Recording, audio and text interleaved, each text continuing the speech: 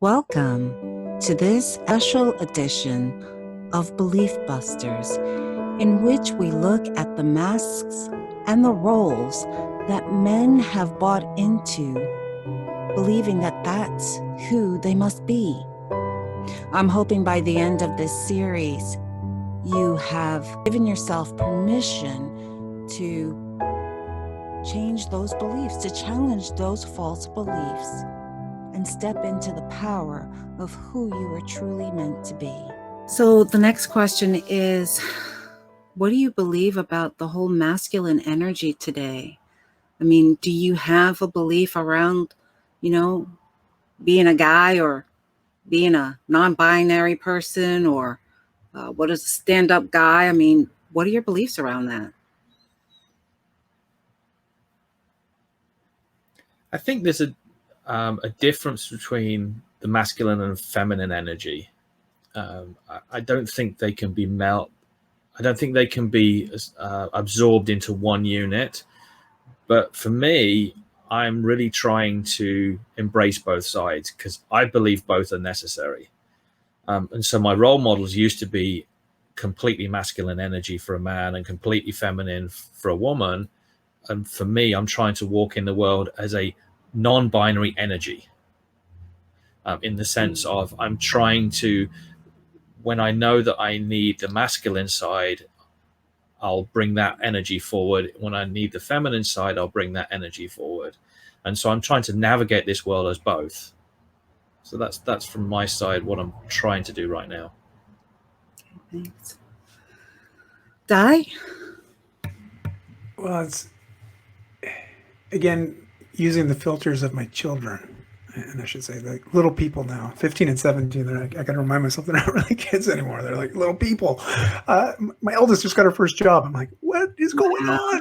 It's like the end of the world. But I'm always asking myself, like, am I just being a good person? And as much as I like to think, okay, am I being a great man? Am I being a good father? And very male terminology.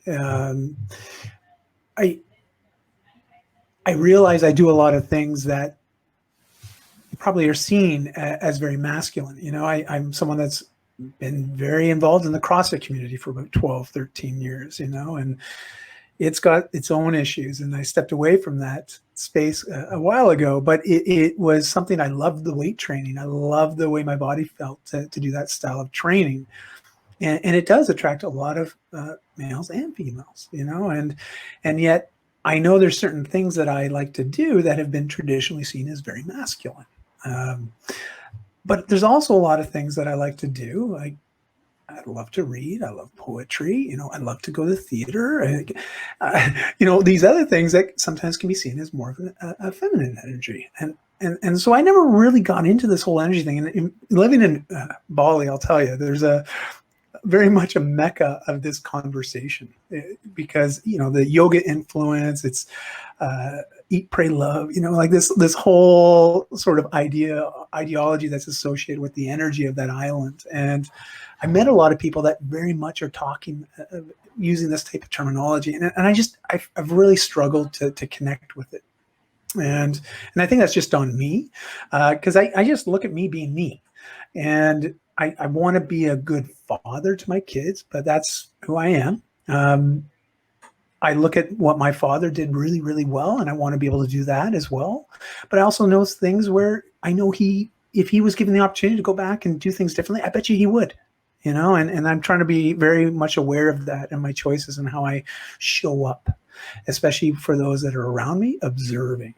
And that's really the role modeling and the mentorship aspect of how I try to see myself. So I wish I could add more to this idea of the masculine and the feminine, or the binary aspect. But for me, I feel like I don't know enough to really have a very cohesive conversation on that, only because I'm just being me. And I encourage everybody else, just be you, but be a good person, and I'm trying to raise some global citizens, very responsible, kind, people that are considerate. And so whether that's labeled masculine or labeled feminine, I kind of want to remove the labels, you know? Sally, that's Yeah. brilliant, because it really is about not putting the labels on ourselves.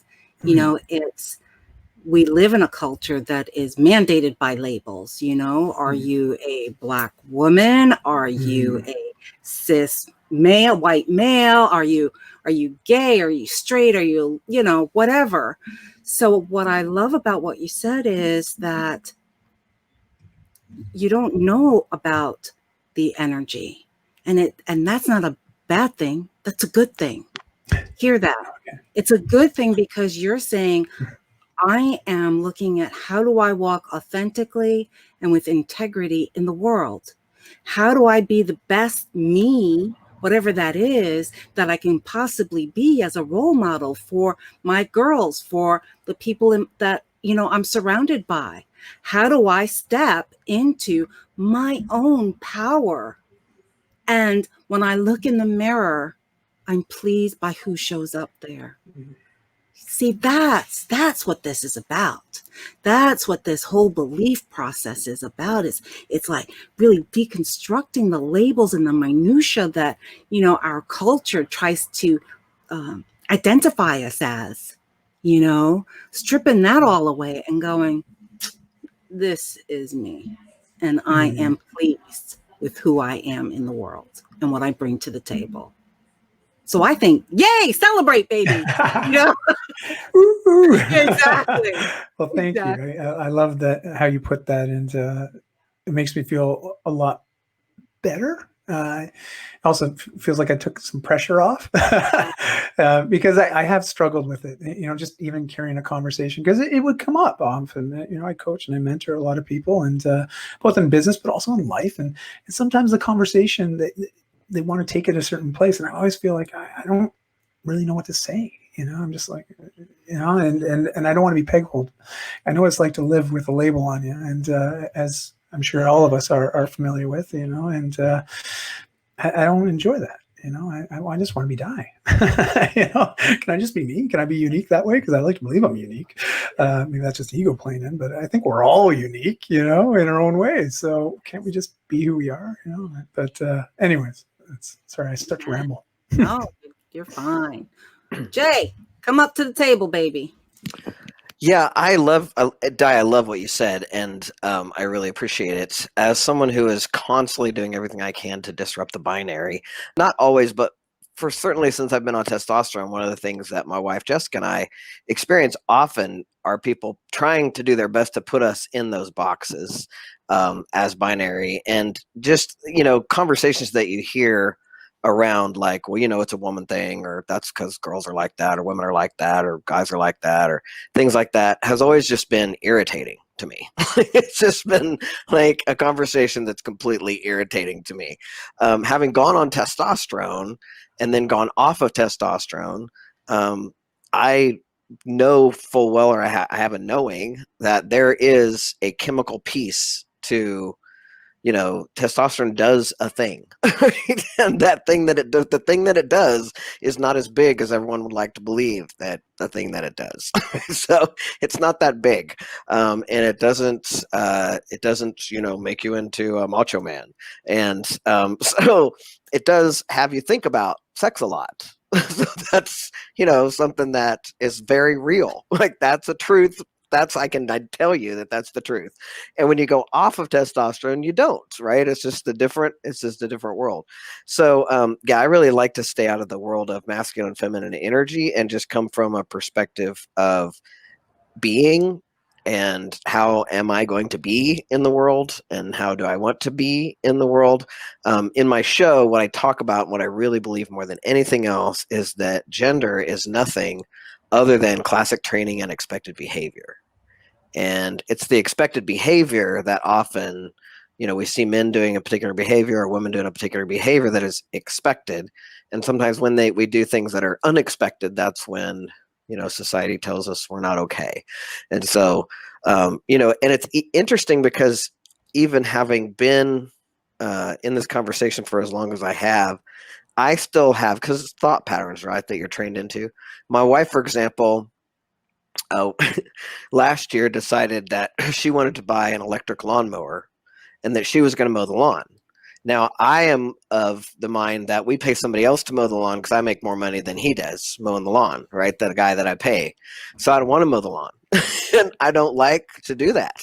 And so she was like, I'm going to buy this mower. I'm like, okay, then you get to mow the lawn. Like, that's your thing. And so I still, though, when she's out mowing the lawn, oftentimes I have this little conversation with me around what are the neighbors thinking because I'm not the one out there mowing the lawn, right? So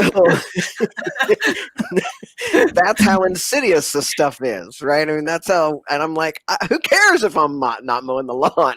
Like, nobody cares. She's way more handy than I am, So it's just interesting how much it creeps into us, though. You know what I mean? It's like, as much as we can be aware of it and conscious of it, it's all that classic training and indoctrination so much. So, I mean, in my show, I talk about a lot about this, and I can talk about it at the end, but I call my show the gender reveal party because it's a big thing today to have what I call genital reveal parties. Because when a woman is pregnant, they have these parties where they reveal the gender, supposedly, of this child, which is not revealing the gender, they're revealing the child's genitals. So we're going to a party. I mean, I want you to think about this as a social phenomenon in America where we get dressed up to go to parties to hear about the genitals of an unborn child. Now, to me, that's a little weird. Like, I mean, is that what's happening? That is exactly what's happening. That is hilarious. I just got that is so funny. I've never thought about it that way, but it's so true. And we do it up here in Canada too, just an FYI. Okay, good. See, it's everywhere. And from the moment we distinguish the genitals of that child, we start to treat it a different way. Yes. I guarantee you that the second you decide that child has a vulva, she's a little princess, right? Or the minute that we discover his penis, he's such a big little man, right? I mean, and the truth is your genitals have nothing to do with your gender. And so I try to, stay out of that world of the binary because I feel like it really, for you cis het people, it really puts you in a box. Like it really does. And especially for guys, I really think it puts men in such a box, you just cannot display anything feminine or you will get violence. I mean, that's why trans women are such a target, right? Because they fly in the face of who they're supposed to be. And then you add a black trans woman to that. And that's why there's an epidemic of black trans women being murdered at least twice a month in America. So it's that kind of world that I just, boy, it'd be awesome if we were all fluid. Fluidity was celebrated. That's my goal, is to get to the point where we don't have gender reveal parties because we're just as happy to have any kind of baby, even if it's one of the 1.7% of the population that's born intersexed, right? So could we celebrate that little lavender baby as much as we do the blue and pink babies? That's my goal. Thank you, Jay. Yeah. What suggestions do you have to help men let go of the mask, let go of the beliefs that no longer really serve them, don't work for them, it's a hindrance? Suggestions. Well, I think men's groups are good. I don't like to go to men's groups because I don't identify as a man, but I like that men are doing them. And I also think that you mentioned generationally, and I do believe that it's getting better generationally. I have a story about that, for example. I have a nephew would be a millennial, and his dad is just a few years older than me. So he's a boomer, but he's like at the end of boomer. Because I'm 66, boomer's end at 64, right? Right. So he's 5 years older than me. So he's like tail end of boomer. So when this kid told me the story, I couldn't believe it, but now it makes perfect sense to me, right? So when my great nephew has his first baby, his dad tells him when that baby cries, don't get up. Ooh. Don't get up. She'll get up. Don't worry, she'll get up. Don't you get up. Because the minute you get up, she's going to expect you to get up every time. So don't get up. Because she'll get up. Right? Now, this 30-something great nephew of mine was like, Dad, hose off. I mean, of course I'm going to get up. That's my child, right? So that's 20 years right there, right? 20 years of a difference in guys who want to be part of their children's lives and raise them versus I'm not going to get up because I can get out of doing work, right? It's a different dynamic. So I really have a lot of faith in the Zoomer young men that are coming up, the Gen Z, I guess we call them Zoomers, your kids, would be, and my kids who are 10 years old. I have a lot of faith in that we're shifting. I mean, I tease about this, but it's true. Because we talk about the generation ahead of the boomers, which is the greatest generation in the world. They fought at the Battle of the Bulge, but they can't make their own sandwich. They can't. I mean, if the women aren't there feeding them, they die. They don't know what to do with themselves, right? And we don't. That's just doesn't fly anymore. I mean, because of the generationally, the Zoomers are not going to be guys like that. Like they're just not. They don't want to be. And so I have a lot of faith as the generations are going on that generationally this is going to shift a lot. And for the folks that are here now in Boomer land, in Gen X land, what do we do with them? How do we help them? Yeah, Jay, I'm with you. I'm still with you. Well, I think that we got to keep doing things like this and keep having these conversations. And we are. I mean, first of all, I mean, before anything else, I think right now, thank God, let's just affirm that Black Lives Matter. And we're finally starting to have some white people wake up and do some anti-racist work. White supremacy is like a dripping over, it's like a glaze, right? A white glaze over everything. So I personally feel like we need to deal with that first and foremost. And inside of that, there's all kinds of gender constructs that are going on. But I think that by having these kind of forums, by continuing to have men's groups, by mentoring other men like you guys, mentoring young men, I mean, all of those things are the things that are going to shift all this. And I think they're doing it. We're doing it. We're tipping the tipping point is coming. I think. I don't think it's here yet, but I think it's coming. Thank you. Di, suggestions? Yeah, I like to invite men to just go first. It's the one thing I've noticed. A lot of guys come to, and we used to laugh, me and my friend Nick Wood. He still lives in Bali. He's been there for a long time, but he's also a Canadian. And I don't know why Canadians seem to flock to Bali. I think it's the cold. We're just avoiding the cold. But regardless, Nick does a lot of men's work. And so I leaned on him, and he would drive 40 minutes every Monday night to come and be there. And so we co-facilitate these gatherings and really just hold space for it.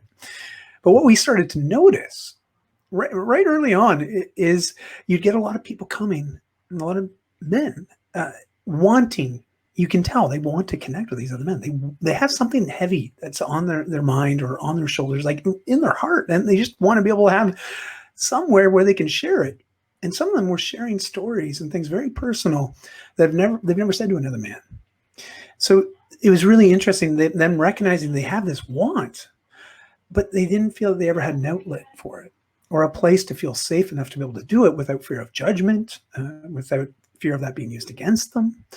It's just really interesting. But yet, as much as they're showing up, they would sit there and sort of look around the space and be like, okay, I'm here. I don't know if this is meant for me. You could tell that there's something there. They just want to share something. They just want to get this off their chest. They want to connect. They want to feel connected and understood and heard. Mm-hmm. But first you, so what I would really invite people to, especially men that are feeling this way, it's just go first. Go first, because I think that is that trickle over effect, that ability to role model this attitude, this choice, this lifestyle, if you will, of just like, this is who I am and I'm proud of it. Sure, I've done things that I'm not proud of, but that doesn't define me. I've learned from it. I'm growing because of it. But I'm also here to share these experiences and in hopes that it helps others as well. And so my invitation to other men is, no matter the age, is just go first. Don't worry about it so much. Don't take yourself so seriously and start to do away with some of these stereotypes or cliches and these belief systems. But it does take someone to go first. Someone's got to go first at some point. Who was it, or who will it be? And I invite people, just be that person.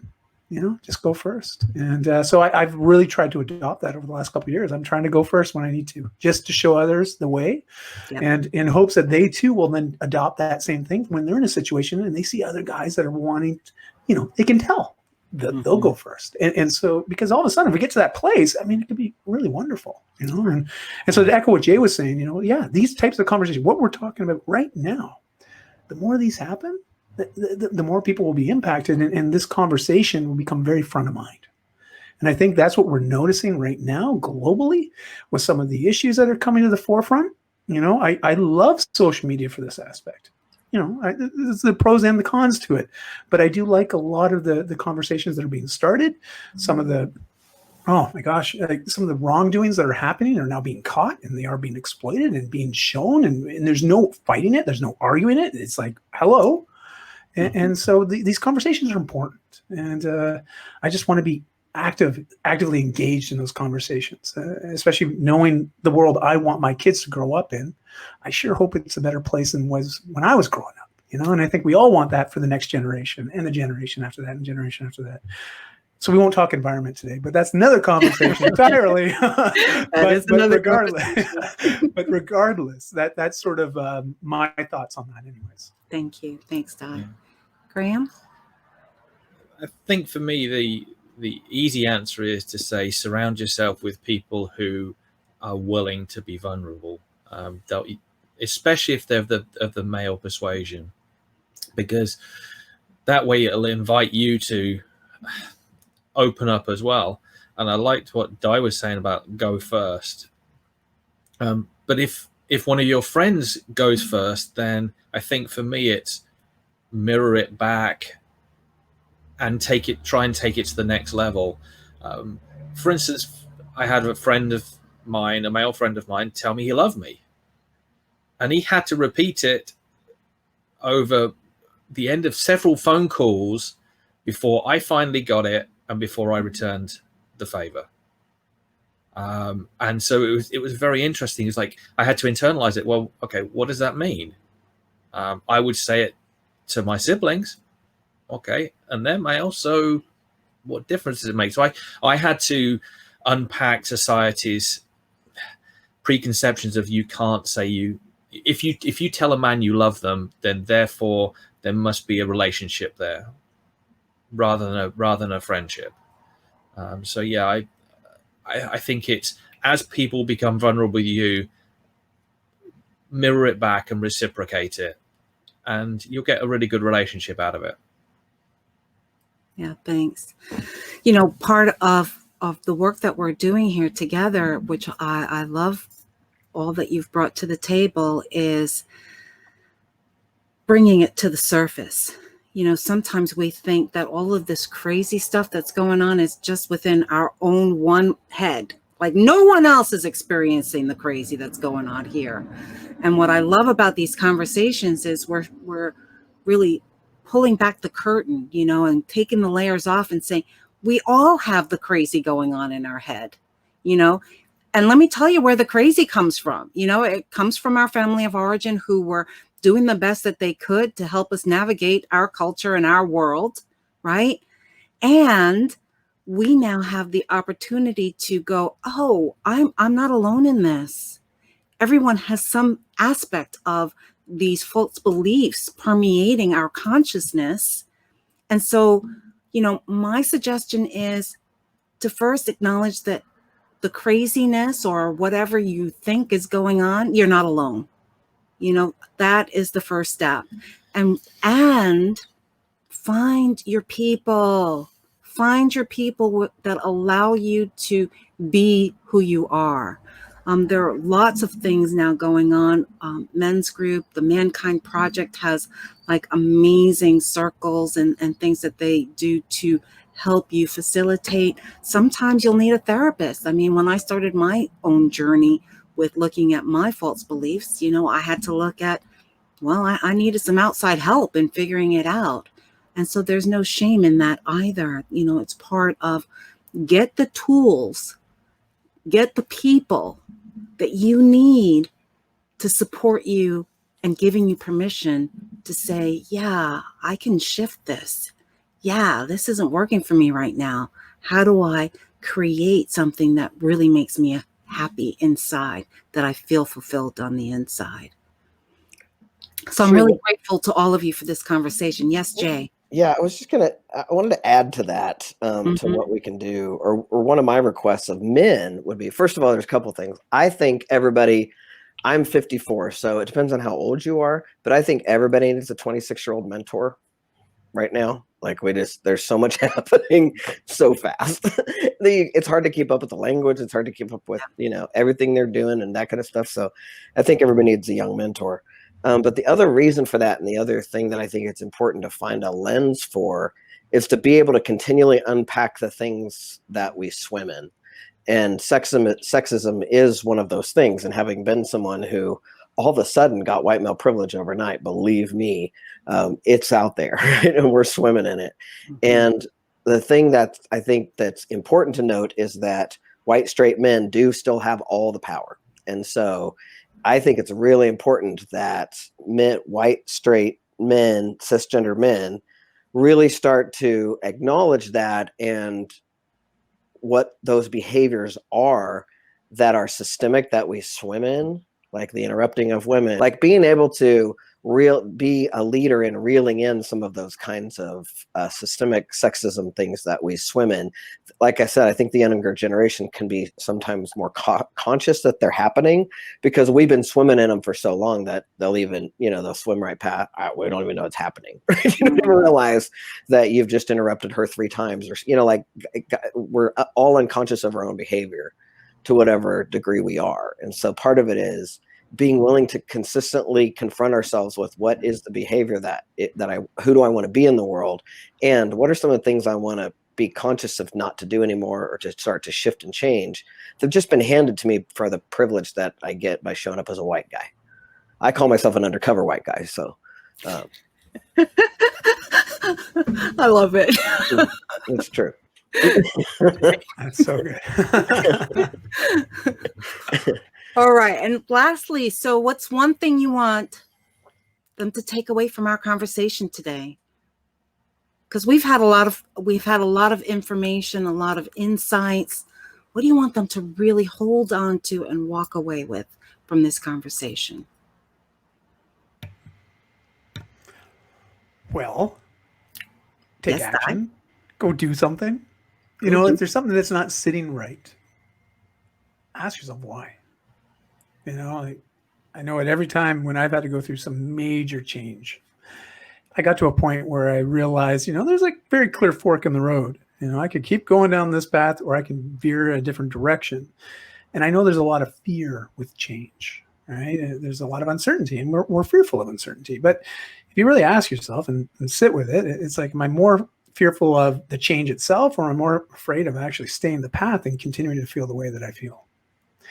And I think if you really sit with that for a second and you ask yourself that question, and I mean really give yourself some time to think on that, I think you realize pretty quickly that the life of living that change that you want to make is going to be far greater than living the life that you're living right now, because of the pain that it may be creating, the uncertainty it's creating. Like, I just remember emotionally how I felt, depressed, withdrawn, disconnected, just a lot of emotions I was carrying around that were really crippling me, in advancing just as a human being, and limiting how I could connect with people. So if those that are listening to this, or watching this, like, if you're there right now, well, you can choose to not be there and realize doing that on your own, I understand, it can be very intimidating.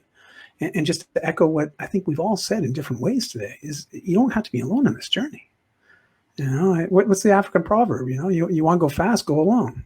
You want to go far, go together. And there's a lot of people going far. So go lock on arm in arm and go. And so find that support, find that community, find that tribe, and just start to thrive there, and you don't need to know all the answers, but it helps to know which questions to ask. And the first one being is, okay, what's going to make me happy?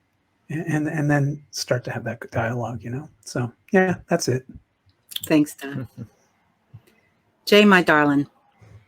Well, if I could leave them with anything, it would be that your genitals have nothing to do with your gender. And that I would really invite you to consider how many things you do in your life based on your expected behavior and classic training. So how you dress, what makeup you put on your face, whether you paint your nails or not, like the things you do, the way you speak, the way you move, all of that has been, for the most part, handed to you with a script for all of your life. And so I just really like to invite people to just, for themselves, think about what's possible or what kind of freedom they could have if they didn't have anybody dictating to them their gender based on their genitals. And there's a lot of freedom in that, and a lot that I think is possible and that could be magnificent if we could all get that your gender and your genitals just really have nothing to do with one another. Yeah. Thank you. Graham? I'd like to echo both Di and Jay. And I always say, give yourself permission to be exactly who you are. And that may mean that you have to give yourself a new persona or a new name, so to speak. After all, your last name was given through your father's side quite often, and your first name was given by your parents. Your DNA was given by previous generations. And now's the time to give yourself a new name, give yourself a new persona, and to step into who you are. And I could repeat that and just say me, because that's for me also. I need to give myself a new persona. I need to give myself a new name. That is a mix of everything that's gone on before, but it's something that I decide how I want to be in the world. You're talking about creating anew. I love that. All right. So who are you? What you doing? How do people get in contact with you? Di, why don't you start off on that one? Well, fortunately, just to piggyback the name thing, I got a pretty unique name, which is, when Google came about, and I am older than Google, as I tell my kids. Yes, I've also used to go to the library. I'm like, library, what are you doing? Anyways, long and short, as soon as Google came around and this thing called search engine optimization, I realized having a unique name is pretty cool. So I'm really actually probably one of the most accessible individuals you'll meet, because if you look on any social platform and you type my name in, you'll find me. I'm most active on Facebook and Instagram, like the majority of people. So I always say, reach out to me there and just say, hey, how you doing? Heard you on that show. Just start the conversation. I love connecting with people. We're all just people trying to do the best that we can. And it's nice to know that there's other people out there with similar mindsets and willingness to just have that conversation. So I like to invite people to reach out to me on any of the social platforms. If you're looking for lifestyle enhancing information, I have a blog that I've been doing for over 10 years, but 1,500 articles on it, all based on just helping you get more out of life. And so lots of free resources there. I even give away my book. My publisher hates it. Obviously, I don't give away printed copies. You can go to the bookstores if you want that. But if you're wanting the digital as well as the online program and private community, it's all free. Again, I don't like dollars and cents to get in the way from people, just getting more out of life. So it's all accessible right from my website, diamondwell.com. And I just like connecting with people, in any sort of fashion. And I'll leave it at that, because I got a lot of stuff out there. I do a lot of different things. Basically, I just, wherever my heart's pulling me, that's where I go. I sort of figure it out as I go. And so I'm looking forward to having a conversation with everybody, or at least picking up the conversation where we left off today. So yeah, beautiful. That's it. Thank you so much. I really appreciate you being a guest here and what you brought to this conversation. I thought this was actually one of the most enlightening conversations I think I've had in the last 5 years. So thank you to everybody here. And I've learned a lot just by being here. And I'm really excited to also share this with a lot of individuals, because I think a lot of what we talked about today, people have to hear this stuff. Yes. They have to. Mm-hmm. And I hate saying have to, because I like to believe we choose to, but I feel like I'm going to have to set people down and say, strap them in, you listen to this. But I'm really very impassioned by this. Like, I'm like, wow, this is the conversations that people have to hear. So anyways, I'm very honored and appreciative and very grateful to have spent the better part of this last hour with all three of you. So thank you. Thank you. Thanks, Di. Jay? Yeah, thanks, Di. I really appreciate that. It's been a lot of fun. My name is Jay Pryor, and you can find me at jpryorconsulting.com. And if you'd like my book is called Lean Inside, 7 Steps to Personal Power. You can go to my website, act like you're going to buy the book, and then before you pay, put in free audiobook as a coupon. and it'll go to 0, and you can download the audio version of my book, which is in my voice. And I did a couple of years after the book, so I feel like it's a little bit more up to date than the actual book. And then the other place to find me is thegenderrevealparty.com.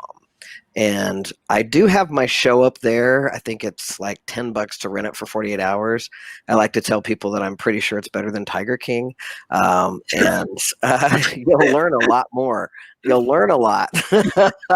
All the things that we talked about today are in my One Human show. Done with a lot of humor and a lot of fun, but a lot of poignancy too, I hope, and a lot of learning. So, and I'm on Facebook and Twitter. I am not the Jay Pryor, that's the DJ, because he's more hip than I am, but I think I'm the second one in line when you Google me. So I'd love to keep up this conversation all the time. It's always fun to talk about gender and gender nonconforming things. So thanks for having me. I appreciate it. Thanks, Jay. I really appreciate you as well. Graham? Yeah, if you want to contact me, you can send an email to the podcast, info@beliefbusterspodcaster.org. Okay. And for our listeners, I really hope that what you heard today touches you in a new way, that you allow yourself to be vulnerable, that you give yourself the gift of knowing you're not alone, and that you allow yourself to be the amazing light that you were born to be. And so our gift is simply to provide some tools that you can use to shift and to find those connections that are so important in holding us and supporting us on this journey. Peace out. See you next time on Belief Busters. Yay! This was so good. So good. Thank you for joining us on Belief Busters. I hope this episode gives you permission to change your beliefs about yourself, about the world, and others. You can reach me at beliefbusterspodcast.org. Also, I've written a book, Turning Your Why into Why Not, which gives you practical steps and solutions looking at your belief systems, to honoring them, and those that no longer serve you, giving you ways in creating new ones, allowing you to thrive. See you on the flip side.